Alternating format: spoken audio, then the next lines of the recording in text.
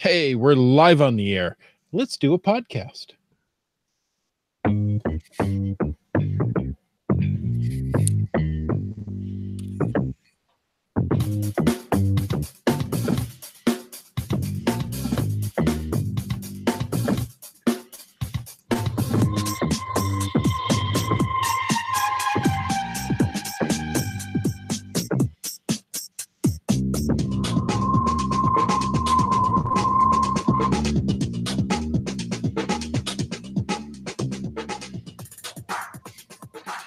Thank you for joining us on a Thursday evening, and welcome to Caching in the Northwest. You know, this is the only podcast from the birthplace of geocaching in the great Pacific Northwest.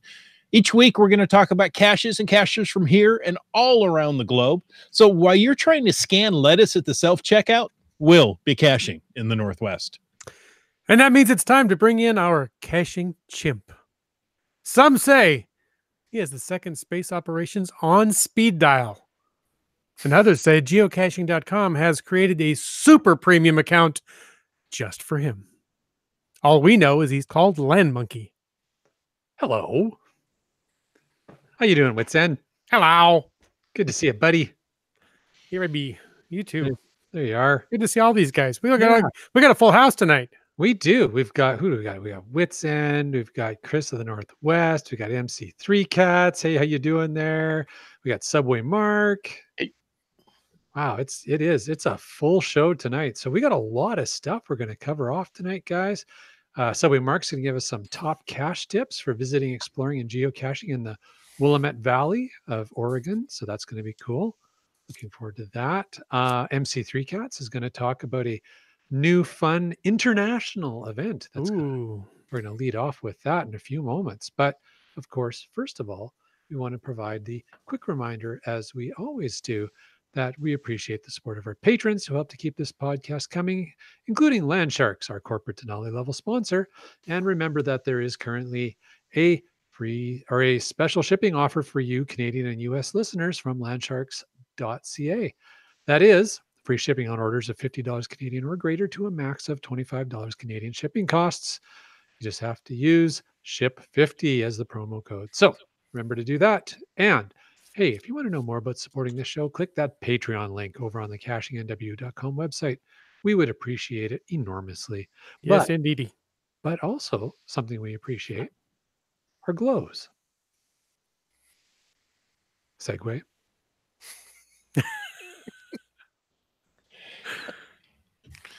Whether you wrote it or whether you read it, we want to hear about it. So smooth. Because great logs and anticipation makes geocaching better. Send an email to feedback@cachingnw.com, call into 253-693-TFTC, or use the voicemail tool on the website and show us how you glow. However, tonight, because we have so much to cover, we're going to forego the glow. It's a glow forego, and we'll pick up a glow next week. There will be Nick glowing tonight.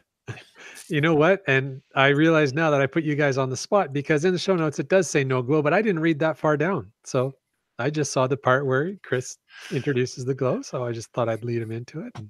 But we want your glow. We need do your want glow. your glows. Mm-hmm. But we've also got some news. And it's news that's relative to our topic tonight, is it not? And relevant. The hashtag glow forgo. Yeah, I like that. There you go. All right. Chris, why don't you share our news? I would love to. You know, we're talking about the 9th annual Roseburg Geocache Series. It's showing growth. This year's event, Discover Roseburg, the land of Umpqua, has 5 traditional caches, 15 virtual caches that took people to special places in the Roseburg area. The places included the Colliding Rivers Park and Glide. Sounds like it's expensive and insurance is involved. Where the North Umpqua and the Little River converge. Last year, the theme was the 100th anniversary of the construction of the Umpqua Valley Arts Association building. This year's theme is the 50th anniversary of the Wild and Scenic Rivers Act, in which the U.S. Congress passed in 1968 to protect the important rivers across the country. People who complete the Roseburg series are going to get a GeoCoin from the Parks Department. This year's coin features different North Umpqua River recreational activities such as rafting and fishing. but And I don't geocaching. well, and now geocaching. Oh, sure. Now. That's awesome. So that sounds like a fun thing to do. So discover Roseburg, number 9, Land of Umpqua. Very Yeah, cool. I've done it in the past. I forget which number I did, but it was a railroad themed one, of course. So why do you think I did? No. I know it's shocking, but it's a nice coin at the end, so it's worth doing. Excellent. Excellent. Hey, and I just want to throw out there that everybody in the chat, welcome to the show, you guys. Already you guys are getting into it. We love that. It's so much fun.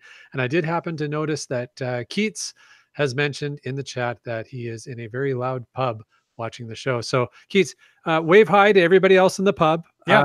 We're saying hi. So let everybody know that we're saying hi, and we'd love for them to join the podcast. Does that mean we have to talk really loud? No, That's no, what we're I good. was going to do, is talk really loud so he can hear. That's right. That's funny, guys. That's funny. All right.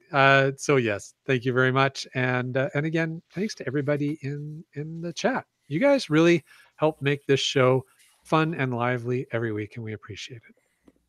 And It's I great. appreciate it if you type slowly because I don't read quickly. All right. Well, go ahead. I was going to say, first off, we've got so much tonight. Let's talk about this event with MC3 Cats. Can you, I don't know, tell us a little bit about the event? Let's start even with a name, a GC code, and time and date, but most importantly, the location, because this is something that's very interesting to me. Also, your Visa number and ATM PIN code, please. Mother's All right. maiden name? Yeah. Boy, you're asking a lot, aren't you? You know what? Good Just luck. go ahead and put it in the chat. We'll be, trust me, we're fine. Oh, Keith You know- waved at us. I'll wave back. Okay, go ahead. Sorry. Yeah, you could even do the last 4 of the social too, if you'd like. Wow. What a guy. All right. Well, the event is called Hands Across the Border, and that should be a hint right there that this is probably not your garden variety event.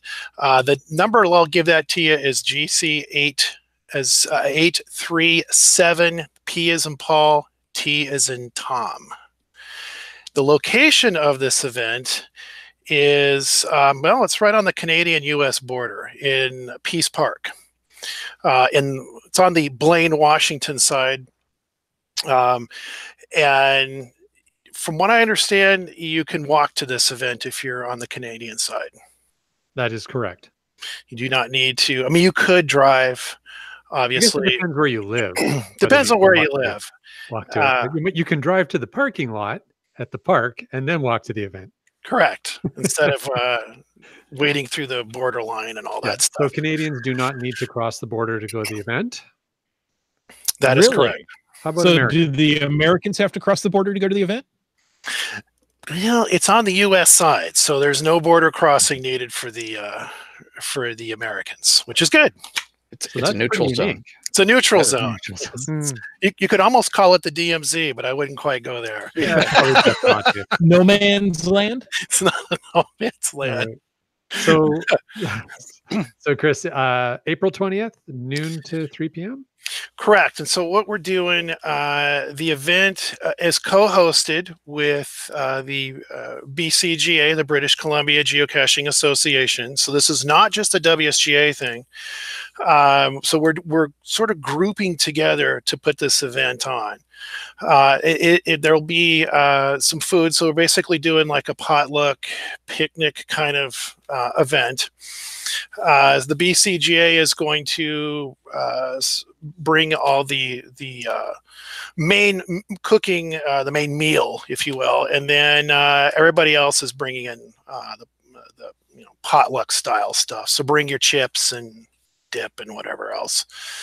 And we're going to do a raffle, of course. And I don't appreciate being called a dip, but I'm yeah, so that's and what brought this on, we had to kind of go back, I started a Slack group for geocaching organizations, and we invited the BCGA's president, Baha Betty. Her name's actually Kathleen. So we invited the BCGA to join our organization, or group, I should say. and I'm pretty sure they were the first non-US geocaching organization that joined the group, which was great because we were expanding the group beyond the borders of just the United States.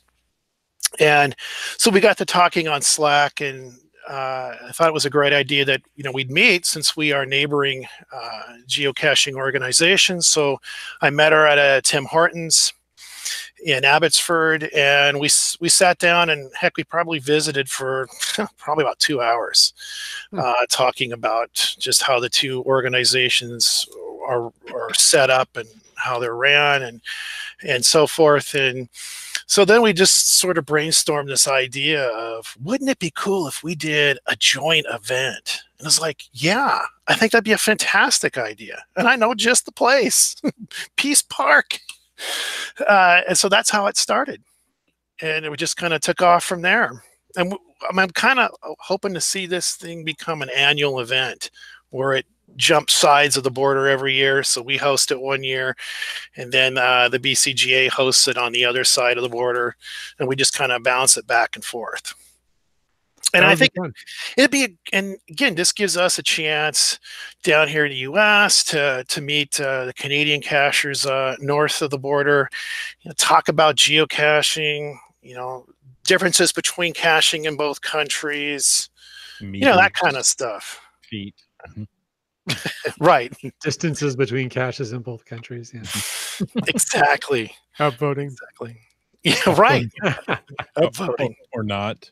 Or not, yeah. Hey, so your event is technically on the U.S. side of the border, though, right? Yes, just by a mere, I don't know, should we say feet or meters? A meter or two. Feeders. It's pretty close. Feeders. Okay. You could probably throw a rock into Canada from there. There you go. So there is some discussion in the live chat about whether or not Canadians will need a passport to get to the event. It's my understanding they don't. If you're walking across the border, and in that park you can, you can walk across the border. And as long as you stay in the park, it's my understanding you don't. If you take an automobile and you come across, then of course you would need to do that. Need to go through the the normal border crossing, sit in the line and go through all that stuff. But again, it was set up. The idea of this event was that you didn't have to drive over if you didn't want to. We wanted to make it accessible really to everybody. That was kind of the idea. That's cool. You should have your passport with you. Yeah, Definitely. it's probably advisable. That close to the border, there's no reason not to have it with you. So make sure you have it with you, but you may not need it. There you go. Yeah. Oh, well, actually, another thing I forgot to mention too is the event. We connected with Red Hat Imprints, and we've got if you go to the cache page there or the event page, you'll see that we have a special shirt. Actually, it's more of a design. I mean, it's on a shirt, but they're going to be selling other things than just the t-shirt. They'll have sweatshirts. There's a hoodie. There's a tote bag. So it's that design that you see on the web page there, or the cache page, and they're just going to slap it on different styles of shirts and a tote bag. And so those you can purchase on your own outside of the there's links on the event page to go to Red Hat Imprints. I'm also going to raffle a couple of them off that I've purchased for the event.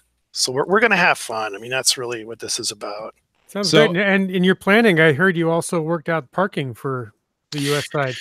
Yeah. So the beauty of it being on April 20th, other than that it's 420, and those of you that are in the drug culture may know what that means, but that was just a pure coincidence there. But April 20th happens to be a free Washington State Park day, so you don't need a Discover Pass or pay the $10 to park in the lot. So that was another reason why I picked that particular day, so that basically you can get into the park free and don't have to pay. Great. Nice. I want to go back to the shirts for a minute. Mhm. Those are only order online. There's not an option to buy shirts at the event, correct? That is correct. So what'll happen is if you order the shirts or whatever you buy, if you're getting the tote bag, whatever, Cut off you T-shirt or mesh tank top. Okay. when you purchase it, we will bring them. The plan is Red Hat Imprints are going to ship all of the purchased orders to me. I will bring them up to the event and hand them out. Gotcha. So there'll be no shipping. We're avoiding the shipping too for folks, which, hey, that's another plus, right? No shipping there. But like I said, I'm going to purchase a few extra items that I'm going to send off or raffle off during the event. Very cool. Nice. Well, MC3 Cats, thank you so much. This is going to be a lot of fun. Oh, wait, we've got one more thing. Wits End, do you want to read that? Brylang contributed. He said he heard that Canadians do need to clear customs to enter the USA and enter the USA to get to the US side of the park. You can stay in the area near Peace Arch itself, but not the actual event coordinates. The space between the northbound and southbound lanes of the highway is open to anyone. But if you cross into Peace Arch State Park, you need to clear customs. That's from our research department there. Wow, crack research team at that. That's right. Way to go. And isn't there a virtual cache right there at the Peace Arch? There happens to be right on the border. And it's one of those that, you know, I spend so much time waiting in line. It's like, I'm finally through. Let's go. Oh, wait, I forgot to get the cache. Yeah. Well, now you can get it. You just walk right up over to it. Yeah. Good deal. Hey, thank you so much for bringing this very cool event. We hope that many U.S. and Canadian geocachers are there. Oh, well, thank you for inviting me on and letting me promote this here so everybody knows about it. MC3 guys, I've got one more question for you on this event. Since there seems to be a little bit of confusion as to passports and access particularly for Canadians, but it's possibly either way, would we be able to go either to the event page or to the WSGA or BCGA pages to get maybe a little more clarity on that? I think what I'll do is I'll do some more research on this, and I'll put something on the web. Right now, there isn't anything on the event page about it, so I'll look into that and update that page. Awesome. Thank you so much. Yeah, And, well, thank you. and I got to say, I think in agreement with everybody else here that, and some of the folks in the chat, that this is a very innovative event idea. And I don't know too many other places, certainly in North America, where you can do this. So that's pretty awesome. When this idea came up in our GeoOrg Slack group, you should have seen the responses from other organizations, particularly the Michigan group. They're like, "Hi, is there a organization in Ontario?" And I'm like, "I don't know. You'll have to look." So we may have a unique situation where we have neighboring organizations across the border. So we have to run with it, of course. Yeah. Make this a yearly event.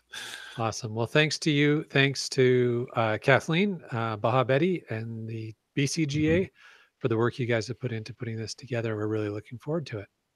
Okay. Well, thank you so much for letting me come on and talk about it.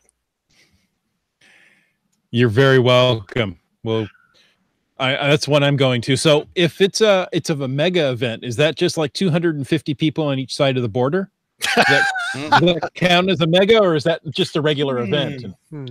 Anyway, we'll have to talk to Groundspeak on that one. They might have to make an exception there. Yeah, I don't know. Now, is it 200? Is it 500 people in imperial or metric? Imperial. Okay. You need 528 Americans, but 161 Canadians, and you're good. Oh, there you go. There you go. We'll have to work that angle. Exchange rate, I don't know. That's great. Oh, well played.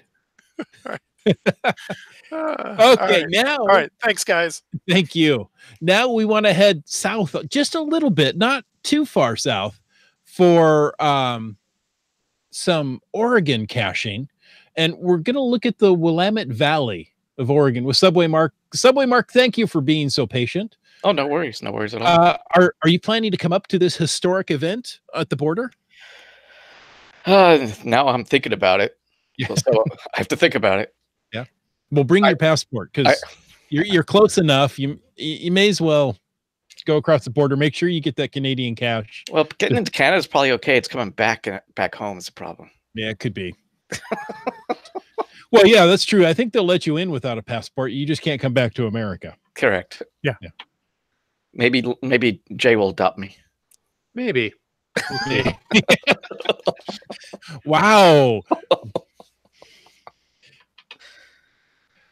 Okay. So, you know what? Sorry, I have to apologize. I was just double checking my facts because we were talking about mega events and the whole metric conversion. So before we get into the Willamette Valley, which I'm very interested in hearing, but I have to share one of my favorite expressions, as listeners to this podcast may know, is a metric buttload.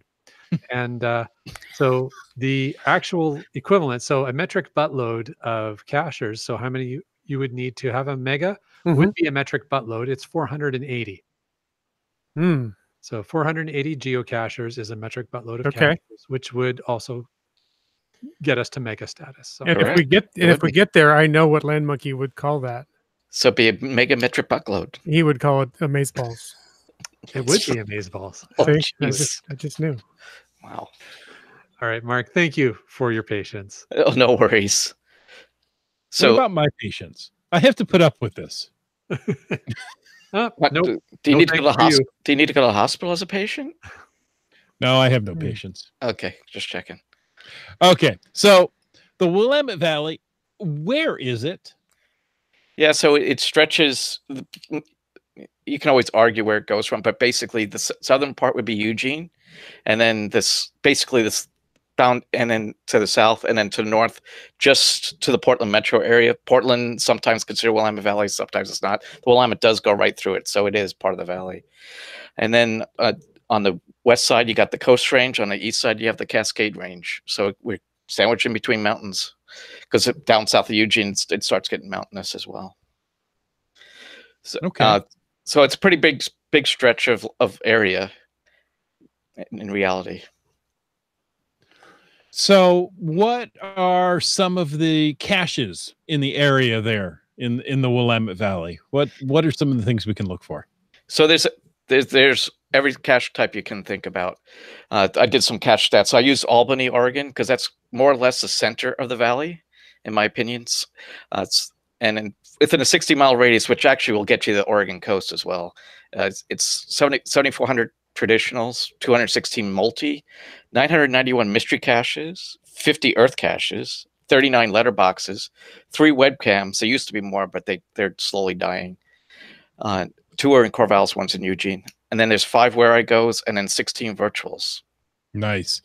Now, Oregon has some of the oldest caches still available. Are they in this area as well? Yeah, so again, using Albany as the centroid point. So GC16 is June of 2000. And then there's the unoriginal stash, GC92, and that's October 2000. Old Baldy, which is G Charlie 6 from June of 2001. Then look down on Creation is G Charlie 7 from June 2001. And then the Phantom Cache is the 5th oldest one in the area, and that's GC D as in David, B as in Boy 5. It's from June 2001. Wow. Those are some old caches. I gotta say, I did hear about 50 earth caches, and I actually need 50 earth caches, so that's perfect. You need to spend some time in the Willamette Valley. Yeah. There's some nice ones.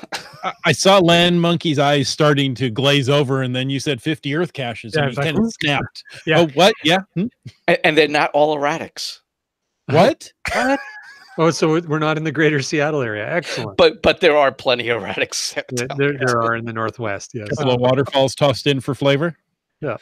My favorite one is actually one outside of McMinnville that's up on top of, it's a park off an old road, and you have to walk up the hill, and then you get to where the erratic is, but you have a beautiful view of the valley from up there. Nice. Yes. So I'd recommend that one. don't know off the top of my head, but You know, I do a glacial erratic if it has a good view. yeah, it's I'll do pretty a nice. glacial erratic if it's there because It's an Earth cache. yeah. It's just going to be a real easy one. Exactly. So a glacial erratic, is that a rock star? Anyway, No. Are there favorited caches down there in the Willamette Valley? Yes. so I did We sort. can't upvote them, but we can attribute favorite points to them. So there's a cluster of highly favored caches 50 miles northeast of Albany, and they're all centered around the original stash, which is outside of Estacada. So you got the original stash plaque, which is GC George Victor 0 Paul, and then you got the unoriginal stash, which was mentioned before, GC 92, and then Slider and 1 in 50. So those are the top. But that's 50 miles. That's pretty far in the valley, and it's, like I said, it's clustered. Yeah. So, but I live in Salem, so I look at what's around Salem. So I'm picking the top 8 that's within 20 miles. So one is called Pumped, GC3 Paul 9 Queen David, and then there's the Pinball Wizard, which that's a really good one, GC3 Roberts 6 Victor 0, and then Where the Eagle Has Landed, GC2 David 75 William. Weeping Willow, GC46 NR7.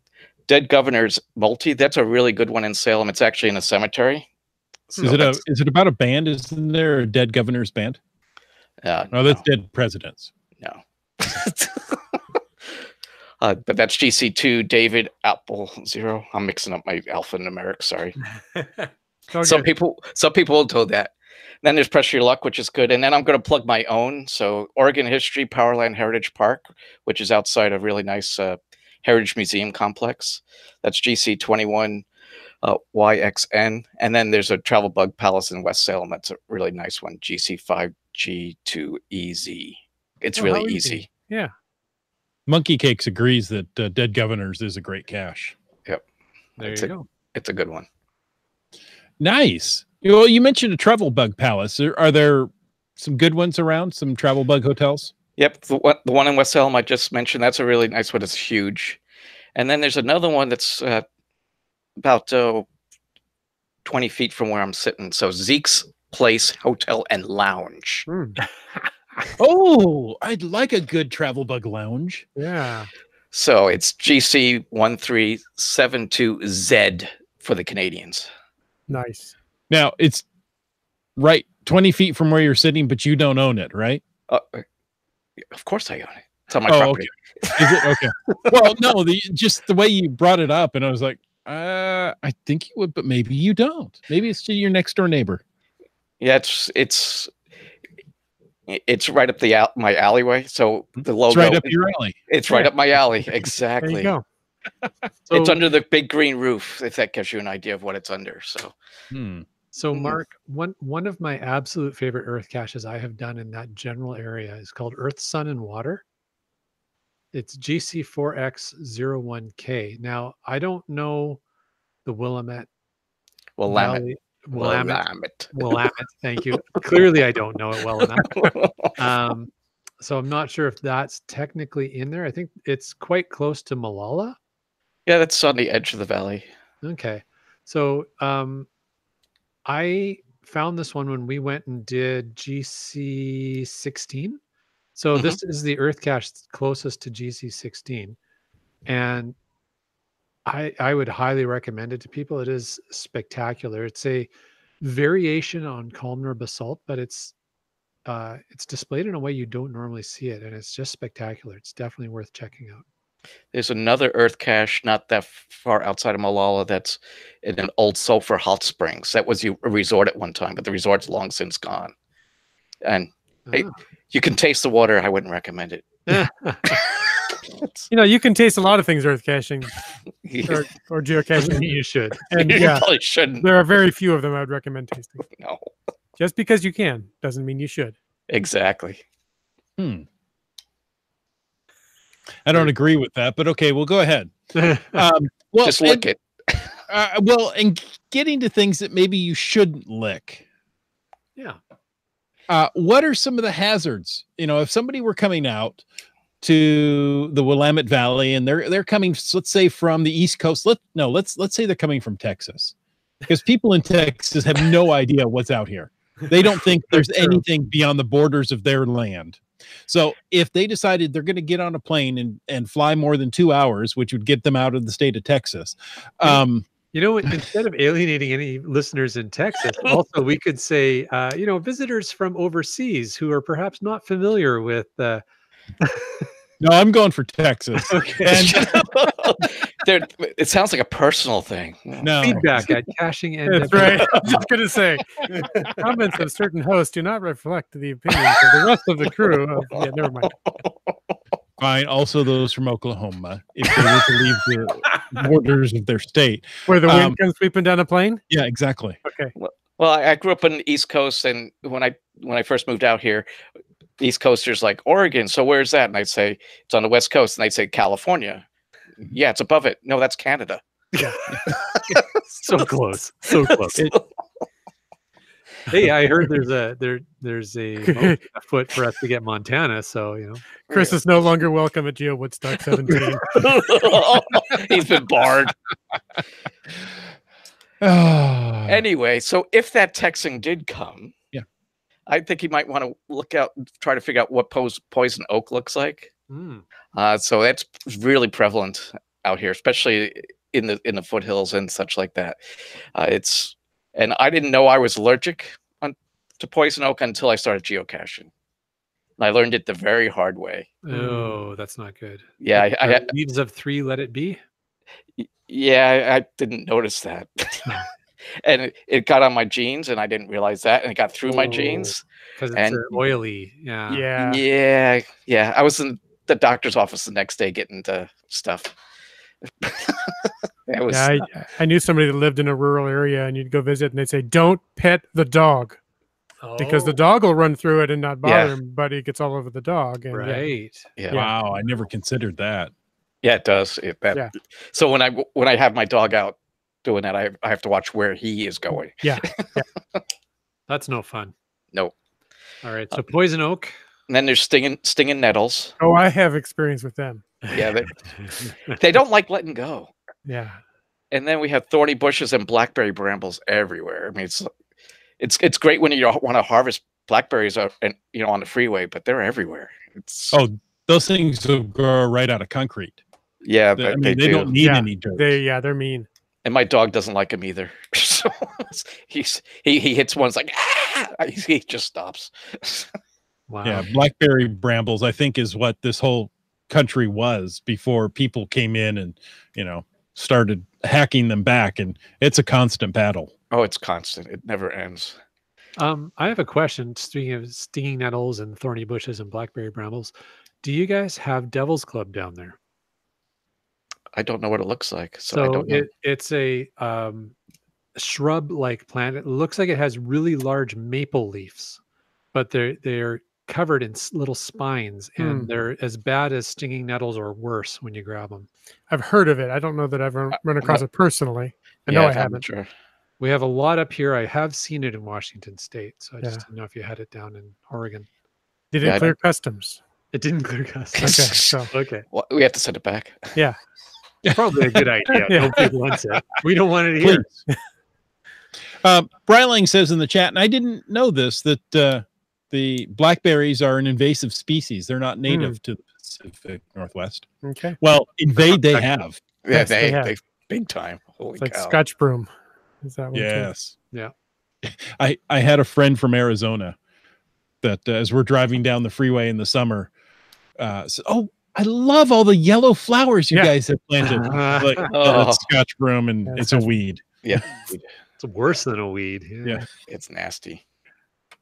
All right. Was there any other hazard that we should be thinking about? Yeah, just if you're doing caching in the winter or in the spring, the ground may not be very solid, and you may not even notice it until your foot goes right through the mud. Or it's pretty yucky. I walked through a park today on the way to the cache that almost caught me. I managed to scoot around the worst of it, but I was People looking at know- my phone. All of a sudden, so you feel the squish, squish. You went, ooh. Well, it's even better when you feel a squish, squish, and all of a sudden the next one, your foot is totally wet because your shoe is behind you. Yeah, yeah. Didn't do that, thankfully. But. So wear water repellent hiking shoes if you can. Recommended, yes. Highly recommend it.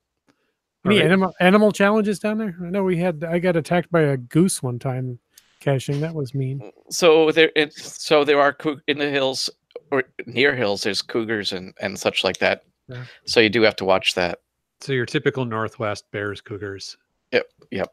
And Canadian geese. lions. And Canadian geese everywhere. And those geese, You're welcome. they They attack didn't pass without customs either. they attack without warning, and that one was mean. And you'd think you'd see like duck, and then goose. No, goose, bang, right there. That's correct. That's not how the game goes. That's I how we know. teach our kids to play hockey. So put them on ice with a bunch of Canadian geese. They become really good at skating. Aren't they just geese to you? Yes. Okay. Well, they're supposed to be Canada geese, not Canadian, but we just call them Canadians. I'm fine Yeah. with that. Okay. We call them metric geese. So You that's have a what they metric leave, buttload of geese on one pond. and they That's leave their metrics everywhere. Yes, Oh they do. man. I do. All right. Hey, if someone is planning, Mark, to come down and do some geocaching, are there any notable series of geocaches they should be thinking about planning for? Yeah, there is a really good series if you're into challenge caches, using Project GC and stuff. If you use Project GC and look at Lynn County, Oregon, which is it's by I-5 just south of Albany, you'll see a whole bunch of sets of mystery caches, and they're all challenge caches. So, a century of Earth caches, so 100 Earth caches, half century, and all sorts of other stuff, multis, caches along certain highways over there. They're all by DJ Bach. And so it's kind of nice and you can sign those anytime you want, but you can't log them until you fill the challenge. But that's kind of a nice cache series. And then there's this other one that's, train related by this strange geocacher called Subway Mark. He has a Sidetrack series and Disappearing Rare Blues series. I've heard about him. Yeah, it's kind of strange. It's all about historic train spots. I'm not sure why, but he's kind of a strange person. Now, you have talked about the Sidetrack series in a previous episode with us. Is that correct? Correct. Awesome. So Very popular episode, in case you wanted to know. there you go. So, folks, if you want to go back and look for a previous episode Subway Mark has joined us on, you can get more details on the Sidetracked and Disappearing Railroad Blues series, which is one of the notable cache series to consider when you're traveling to this part of Oregon. Now, There's plenty other notable ones. There's one with kitchen recipe, food recipes and stuff like that. Just look around, you'll find plenty of nice series to find. very cool. So, Mark, if a geocacher was planning to travel to this area with their snuggle muggle, is there things other than geocaching for them to do? I'm not sure why they'd want to. Yeah, I was gonna say nope. Next question. But the Willamette Valley, particularly the Yamhill County area, which is Newburgh, McMinnville, Amity area, is notable for their wine country. So that's the hub of our wineries, big and small. The largest one is Willamette Valley Vineyards, go figure. It's just south of Salem, but there's plenty of really good small mom and pop wineries all over the place. That's a big deal. It's big for tourism in the area. It's also beer country. So Portland may be the beervana, but that doesn't mean they have everything. So Eugene, Salem, McMinnville, Corvallis, and Albany all have clusters of breweries, and then there's other breweries scattered around the valley. But there's some really good breweries in the valley. Then, of course, there is the state capitol. You can tour the building, and on certain weekends they open up the outside viewing deck, which is outside the rotunda. Oh, nice. Oh, neat. Yeah, you have to climb the stairs to do it. I've never done it. I need to do that. It's only 8 blocks from my house, and I I've need to never click done on it. Why you'll never do it? Because it's close to you. Because it's 8 blocks from my house. Right.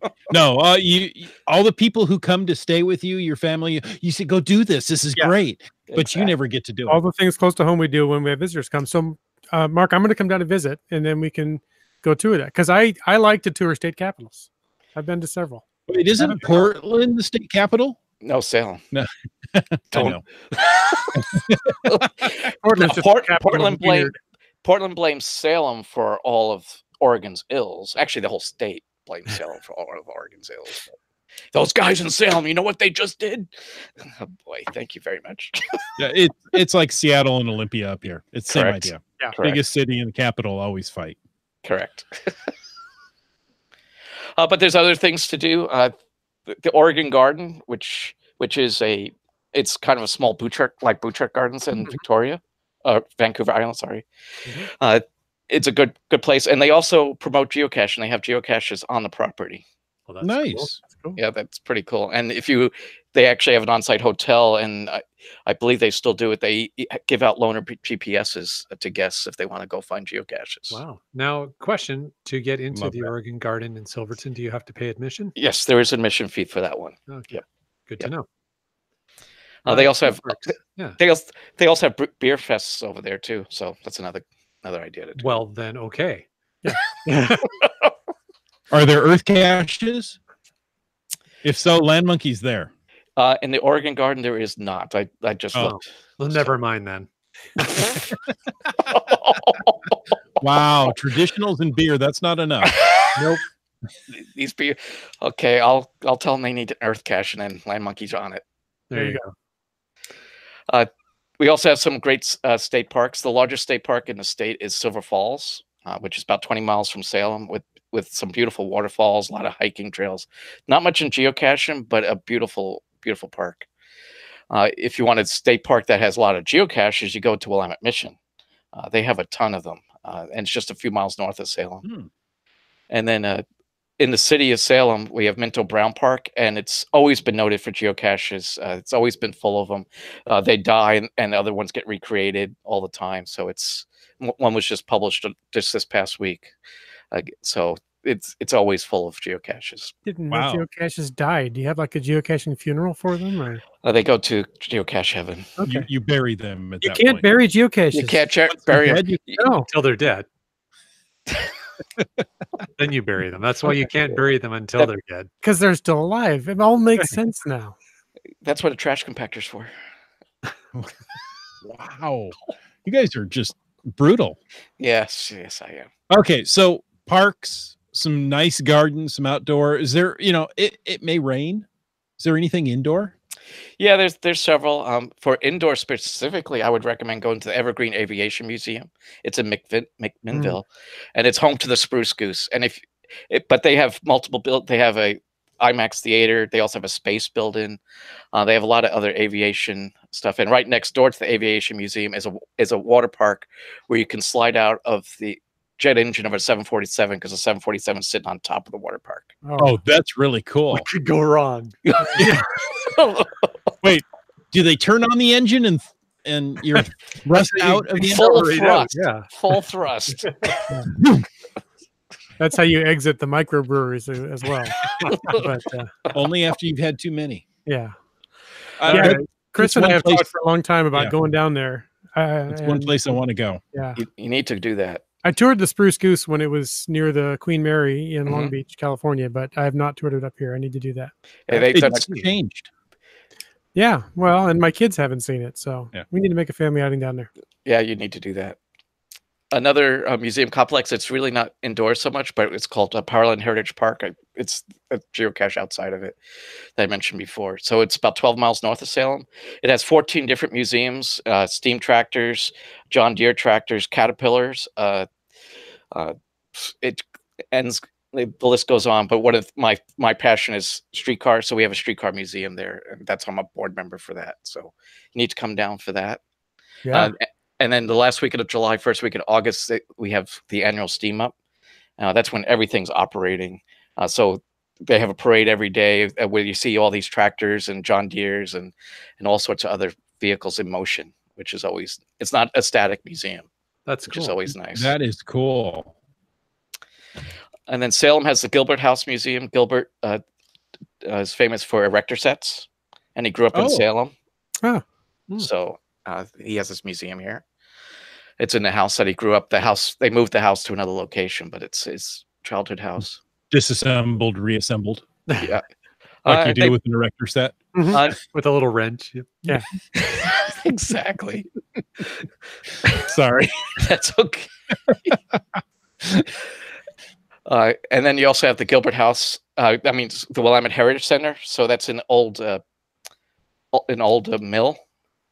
Here, it was a woolen mill at one time. So that's a nice place to go. They have also a bunch of homes they moved in to make a little heritage park out of it. And then Salem has a noted small. I think it's odd, but Salem has a noted art museum, the Haley Ford Museum of Art, and that's highly recommended for those who really enjoy art. And it's changing exhibitions all the time. Nice. Wow. That's a lot of variety of different things to do. It is. And then if you like carousels, there's 2 carousels. Who doesn't like a good carousel? I can go round and round about carousels. I'll bet you could, but don't. And maybe a little up and down too. So there's one in Salem at the riverfront, and then the newer one is in Albany, which is a huge carousel.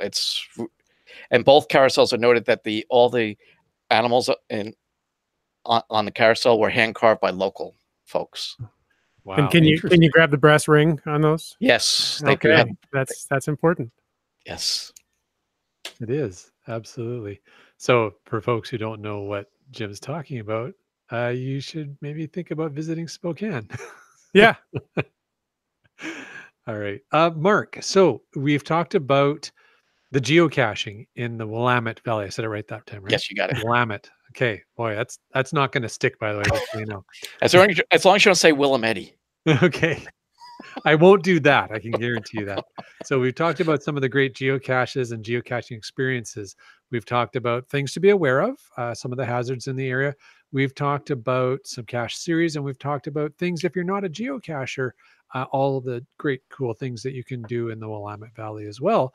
But if you're visiting, you're probably going to need a place to stay, a place to eat. Do you have any recommendations for people? Yeah, so Salem has plenty of hotels along the freeway to choose from, and a couple of downtown. Albany has a few hotels, and if you go during the Art and Air Festival in August, typically they give discounts to geocachers because there's usually a geocaching event every year associated with the festival, and I would recommend going to that event. Actually, it's kind of a fun event. It's designed to promote business. You go into business, you get a little sticker, and then you complete a whole panel, and then you get to get a coin at the end, which is kind of fun. Everyone wins. The downtown businesses win, and geocachers win. It just works out really well. I'm sure it'll happen again this year. And then if you want to go camping, there's state park campgrounds. There's in Shampooey, which has plenty of geocaches in it, and it also has an annual geocaching event at Shampooey. It's been going on for as long as geocaching's been going on. I stayed in Shampooey. I rented a yurt. Yurts are popular. It was fun. So pro tip for those who are listening to this podcast, Shampooey is not spelled the way you would think it is. No, it's not. It's not. It's Champoeg. Yeah. Yeah. CHAMPOEG is how it's spelled. And I would never, ever, ever have guessed that. And you thought Willamette was hard. I know, right? Like, what the heck? You guys think Tawason's hard. Yeah. No, it's one of those that, you hear Shampooey, and then you look on the map and you go, well, what's this place? Yeah. Yeah. Yeah, when I first moved here, it was Champoeg. I thought it was like Champoeg or something, but yeah. So, Mark, you noted that there's an annual event. I think it's every 2 years. Is it every 2 years? It used to be annual, but it is this summer. It Okay. is lining up. So that is it's a big event that goes on there for sure. So sorry, you talked about Shampooey. Other state campgrounds? Yes, Silver Falls State Park also has a campground to go to, and then there's plenty of private campgrounds. around. I'm not going to name them off, but you just have to search for them. Someone in the chat asked about free. The only free is Walmart's. You can park at Walmart parking lots with campers For some quality camping. for some high quality camping. Hey, it's free. Yeah. I did that once. I probably will not do that again. It's something about it. Anyway, places to eat. There are plenty of places to eat in the valley of any sort of food that you want, from fast food to really good sit down.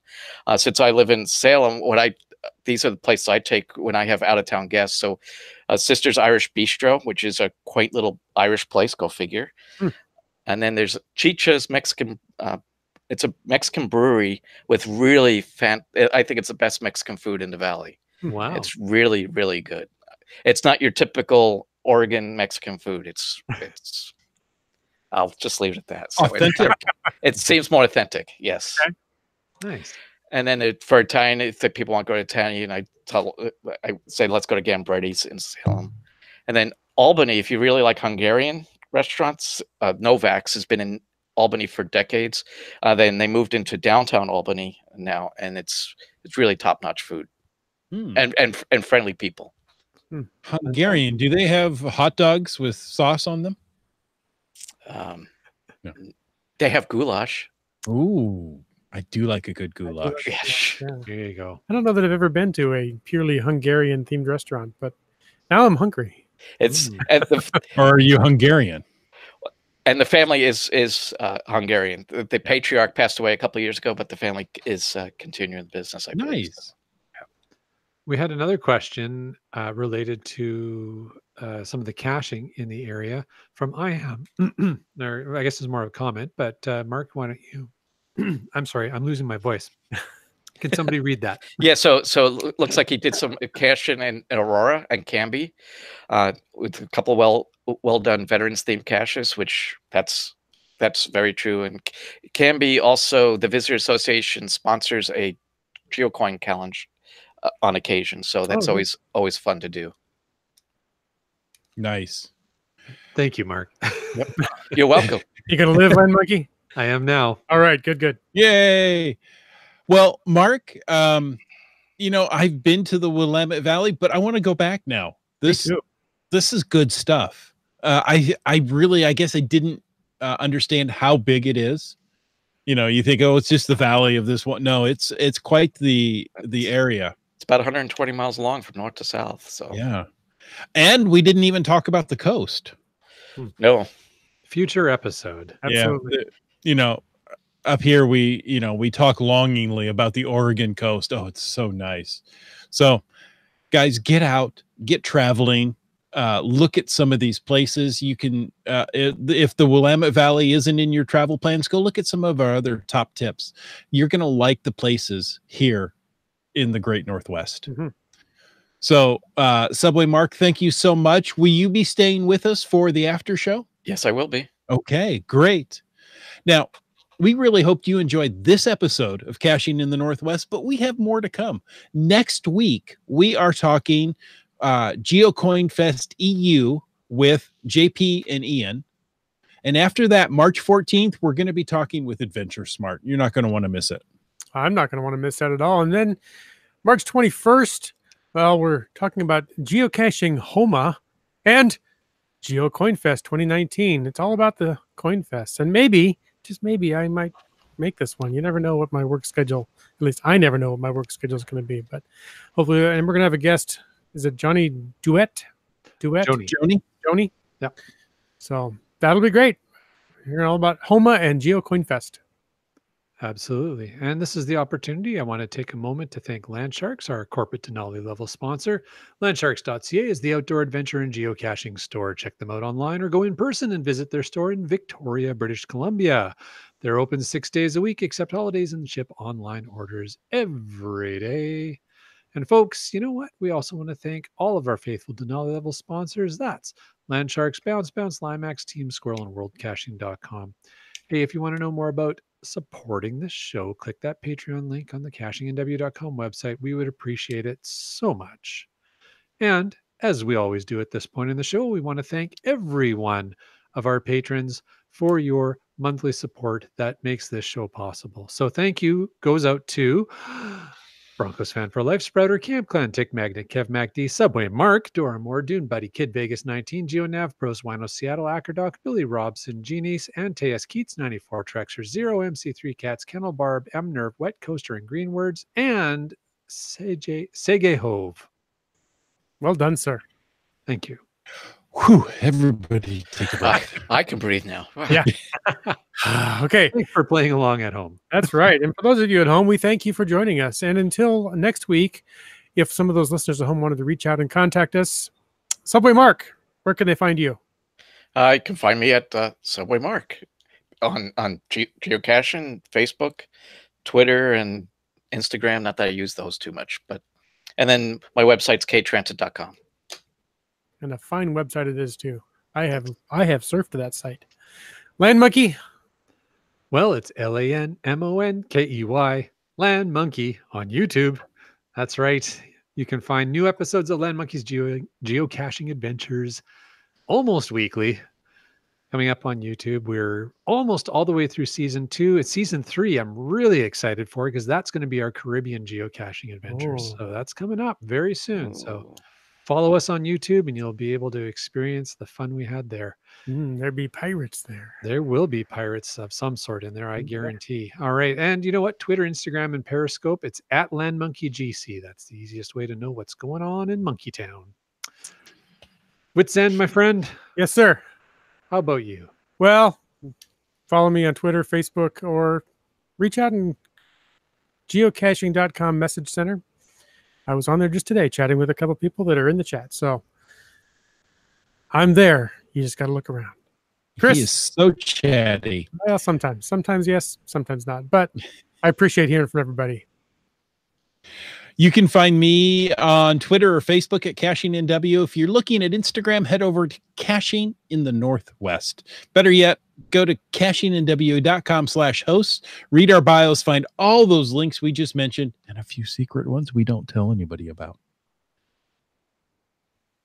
But most of all, we want to thank you for taking the time to listen to this episode of Caching in the Northwest. Don't forget that you can be part of the show. Call 253-693-TFTC. Leave us a comment, ask us a question, or give us your parking spot any time of the day or night. Of course, you can email us at feedback@CachingNW.com. If you like the show, click the Patreon link on the CachingNW.com website and subscribe on iTunes, Google Play, Stitcher, and more. This show's produced by Chris Humphenauer, Jay Kennedy, and Jim Paulwitz. It's licensed under Creative Commons Attribution 3.0 license, copyright 2019 by Chris Humphenauer. And we ask you to stay tuned for The After Show. The After Show. And welcome to The After Show. See, we didn't make you wait very long. It's quick. Yeah. But you know what? The after show is kind of unique. It's an opportunity where we get to sit and talk about things that are related to the show because it's The After Show. The After Show. If you have to leave, we understand. Okay. You know what? Turn it off. Go about your business. But if you want to stay, come on in, pull up a seat, grab your favorite beverage, sit down, and we're just going to talk caching. Yeah, we are. So who wants to talk? Well, I was going to say, before we get into some of the after show stuff, Trexer Zero, who is up here in BC, they asked recently about the new AR cache that I just put out. And I want to let people know that I actually went into a whole lot of detail and actually walked even through an example of programming it on a patron special we just recorded for Geo Gearheads. So if you're a Geo Gearheads patron, you might want to check that out. That'll give you a whole lot of questions. Chris and Daryl had a lot of great questions for me about that whole scenario. But I know specifically because Trexer Zero made a comment about it that I thought I would shout it out, that we definitely did go in depth there on it. Yeah, that was a lot of good information. Thank you, Land Monkey. I followed along with your tutorial and started making one, and I thought, well, if I can get it out here in the next, less than a week, go for it, man. I've got a cache that I just disabled recently that I thought, well, maybe I'll just put an AR cache in its place and be done. And that's what I was saying on the patron special we just recorded earlier, that the main reason that I put out the AR cache and that I made one that was a little more complicated than perhaps the majority of them was because I wanted to give the local cachers in this part of, Northwest Washington and up here and certainly in British Columbia, the opportunity to go out and try one because they're going to get grandfathered on March 6th. So, and there weren't any other ones in British Columbia. So I thought, well, man, we got to have an opportunity to try this. So, yeah, I gave that a go. And so I put that out, and yeah, a bit of mixed reviews. Everybody seems to enjoy it. Some people just struggle a little bit with getting the technology to work for them. And fair enough. It's a technology that's still in its growing pains, but I think it's great to try it out. And I mean, if people have questions about it, I'm happy to answer those questions as well as we go through the after show. But I just wanted to clarify, because Trixie Zero had mentioned it, that there is full coverage of it if you are a GeoGarrett's patron. There you go. And Doramore says you should use something other than gnomes. Well, she's saying that because the gnomes stole their car. Nobody knows the troubles they've seen. Yeah. That's right. Well, speaking of Trexer Zero, he used the hashtag top tips for today's show and wants to know, does he need his Canadian passport to access the Hands Across the Border event? And I would take it with you. That seems to be the question of the day. And so since we don't know the answer for sure one way or the other, and it sounds like passport. Yeah. Yeah, you're right, Mark. Always bring your passport. Yeah. So I would err on the side of bring your passport, Trexer. I would also say keep an eye on the event page, because it sounds like MC3 Cats is going to look into this. Yeah, I would. You're that close to the border. Just have your passport on you in case you're questioned. And maybe you want to cross over. Can you come on over, get some gas? Well, I'm actually seriously thinking what I'm going to do is there's a few new caches I haven't found yet in Blaine. So I'm going to go down early, do some caching in Blaine, and then go to the event. That's what you're going to blame? Yep. You're going to blame us for it? Okay. Let's see. There's no one else to blame. Yeah. Doramore says, has anyone hosted a caching event in a place where you don't speak the language and there may or may not be active cachers? Greenword says Doramore's asking this because Greenwords and Wet Coaster is hosting an event in Spain where he does not speak Spanish at the end of March. As a host, that's difficult, maybe. Yeah. I mean, I would say people do that a lot, right? That they host events when they travel, but usually they can at least a little bit speak the language. And I'm only saying that from experience up here in Vancouver. A lot of people from Germany and Holland, etc., come into Vancouver, host events. But I also get that if you're traveling, you might not speak the language, but you also might be traveling to a city where there's maybe no geocaches to be found or not easily found. And so you kind of want to get the country. So I get the idea of hosting an event. I don't see any reason why you cannot host an event in a country where you don't speak the language. Oh, yeah, that's not an issue. But maybe what you do is do a little bit of, Google Translate research, write down a few phrases on a piece of paper. And when people show up, you can say, no habla anglais, and, no, you wouldn't say that. No habla español. No habla español is what you would say. If you said it the other way around, you'd be in even bigger trouble. I don't speak English, so they're going to speak to you in Spanish. I've gone to events in foreign countries. Oh, he froze. Mark, he might be in a foreign country. I'm in a foreign country. Am I still? There you are. Now you're back. I went to one in Scotland. They don't really speak English. That's true. Does that count? Wow. Hey, whoa. Easy on the Scottish. Offending people's my job in this podcast. Offensiving.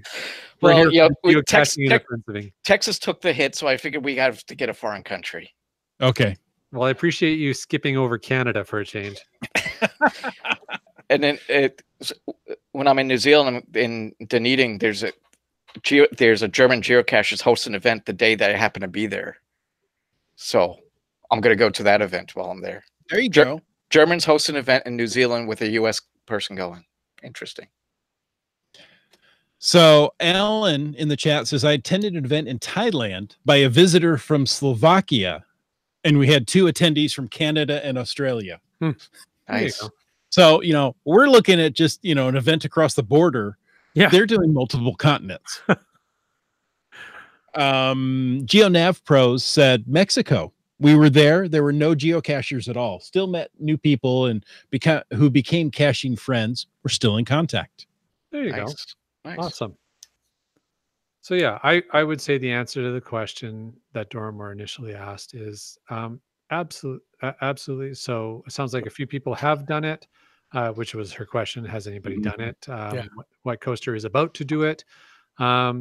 I don't see any reason why not to. And you speak the common language of geocaching at the end of the day. Mhm.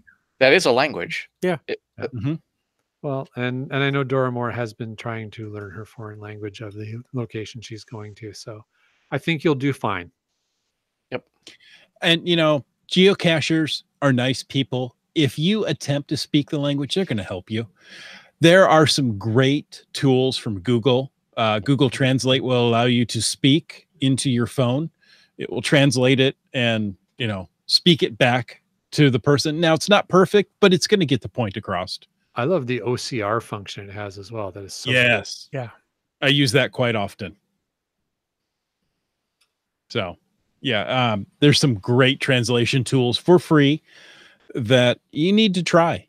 I'm to the point why learn a language? I have Google. Well, Why learn anything? I have Google. yeah, I was going to say there's maybe a different perspective on that, but I understand what you're saying. Come and send the feedback at caching. Awesome. Well, did we have anything else for the I think that's it. Hey, folks, thank you for joining us. Get out to the Willamette Valley, get up to the Canadian border for an event, and get out and get caching in the Northwest.